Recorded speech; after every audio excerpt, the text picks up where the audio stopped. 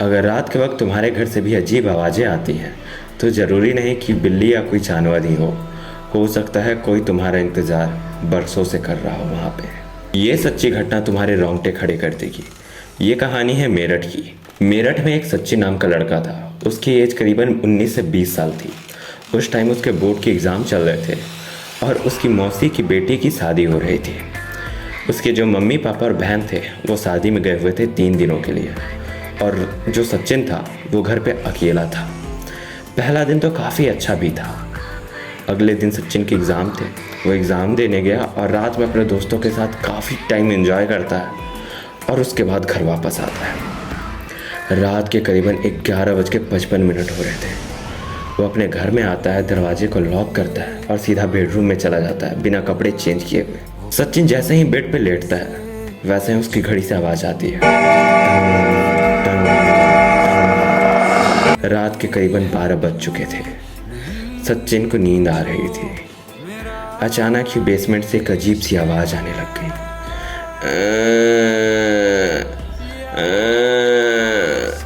इस टाइप की आवाज़ से सचिन को काफ़ी अजीब सा फील होता है। वो दौड़ के बेसमेंट में जाता है कि बेसमेंट में आखिर कौन है। जैसे ही वो नीचे जाता है बेसमेंट में कोई नहीं था। वो सोचता है कि वो शायद थक गया है और एग्ज़ाम के कारण उसे स्ट्रेस हो रहा है। वो वापस अपने रूम में जाता है। जैसे ही वो दरवाजे को लॉक करता है बेसमेंट से वो आवाज़ फिर से आने लग गई और इस बार आवाज़ काफ़ी डरावनी थी।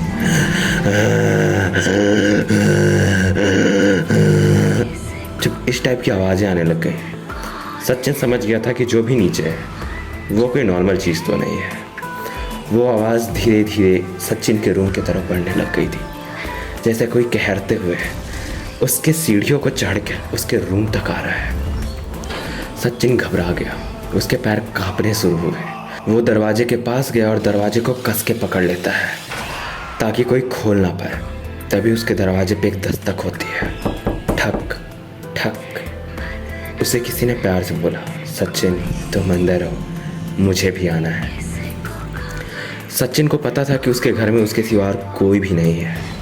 उसने दरवाज़ा खोलने की ज़रूरत बिल्कुल नहीं की और जल्दी से अपने पापा को कॉल लगाया, पर उसके पापा ने कॉल नहीं उठाया।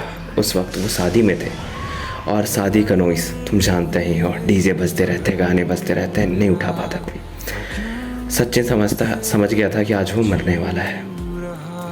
सचिन जैसे तैसे हिम्मत करके दरवाजे को रात भर पकड़े रहता है। काफ़ी देर के बाद वो आवाज़ वहाँ से वापस जा रही थी बेसमेंट की तरफ।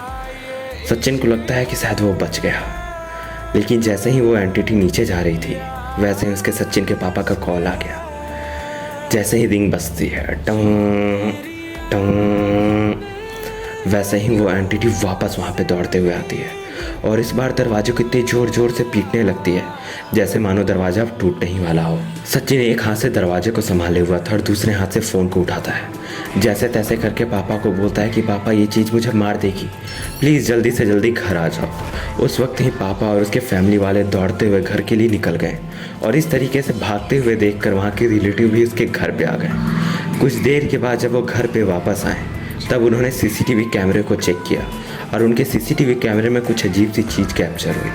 ये वीडियो काफ़ी अजीब है और डरावनी भी, तो अपनी जिम्मेवारी पे ही देखना और चैनल को सब्सक्राइब करना मत भूलना, क्योंकि इतनी अच्छी वीडियो कोई और नहीं लाता।